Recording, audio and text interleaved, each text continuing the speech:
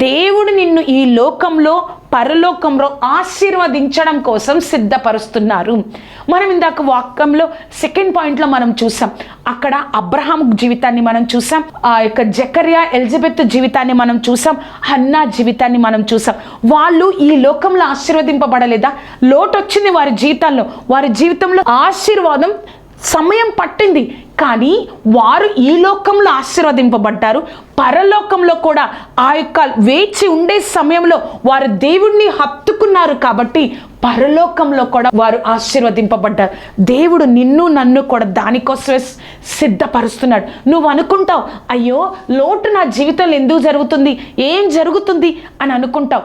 ఈ లోకంలో ఎంత ఆశీర్వాదం పొందుకున్నా నువ్వు పరలోకంలో లేకపోతే ఏం జరుగుతుంది? కానీ దేవుడు నీకు నాకు ఈ లోకంలో నిన్ను ఆశీర్వదిస్తాను, పరలోకంలో కూడా ఆశీర్వదిస్తాను, దానికోసం సిద్ధపరుస్తున్నాడు.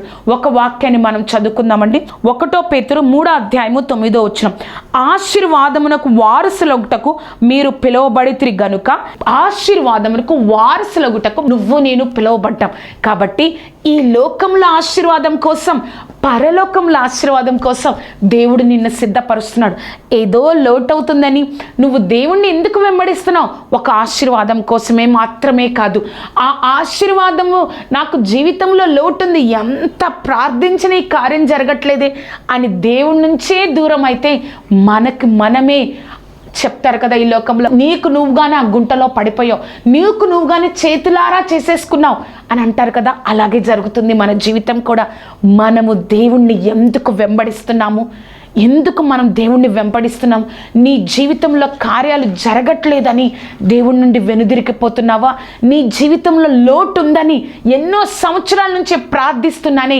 అబ్రహాము 75 సంవత్సరాల వయసులో దేవుడు వాగ్దానం ఇచ్చాడు, ఈ సమస్త దేశాలు నీ సంతానం వల్ల ఆశీర్వదింపబడతాయని. కానీ జరగల.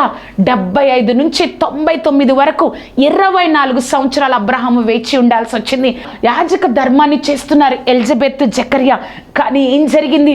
వృద్ధాప్యంలో ఉన్నారు, వారికి పిల్లలు లేరు.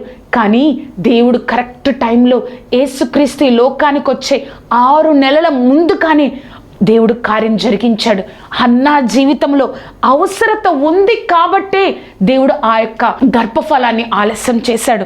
ఆ యొక్క యాజకుడు, న్యాయాధిపతి, ప్రవక్త ఏలి తర్వాత అక్కడ ఇశ్రాయేల్ ప్రజలకు అవసరత ఉంది కాబట్టి దేవుడు ఆ అవసరతను తీర్చడం కోసం ఆలస్యం చేశాడు. అర్థమైంది కదా? దేవుడు నిన్ను ఈ యొక్క లోకంలో ఆశీర్వాదం కోసమే కాదు, నువ్వు ఈ యొక్క సమయంలో దేవుడి యొక్క కాపుదలను, దేవుడి యొక్క మార్గదర్శనాన్ని, దేవుడిచ్చే ఆనందాన్ని, సంతోషాన్ని పొందుకొని పరలోకంలో ఆయనతో ఉండడం కోసం దేవుడు నిన్ను సిద్ధపరుస్తున్నారు. ప్రార్థన చేసుకుందామండి.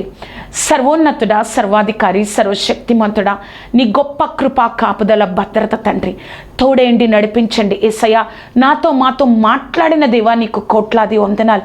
ఆశ్చర్యకరుడా, అద్భుతకరుడా తండ్రి, ప్రభా ఏదో లోటు ఉందని ప్రభా ప్రార్థించిన కార్యం జరగట్లేదని నీ నుంచి వెనుదిరగకుండా మేము నీలో నిలబడే గొప్ప ఆత్మీయ స్థితిని ఈ కార్యక్రమం చూసిన ప్రతి ఒక్కరికి అనుగ్రహించు దేవా.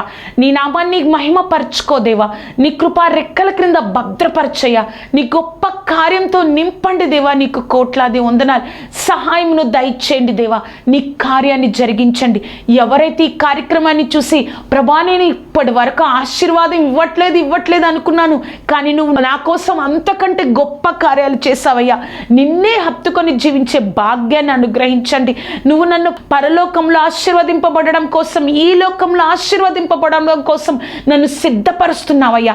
నా సిద్ధపాటులో నిన్ను హత్తుకొని ఉండే ఆత్మీయ జీవితాన్ని నాకు అనుగ్రహించు ప్రభాని.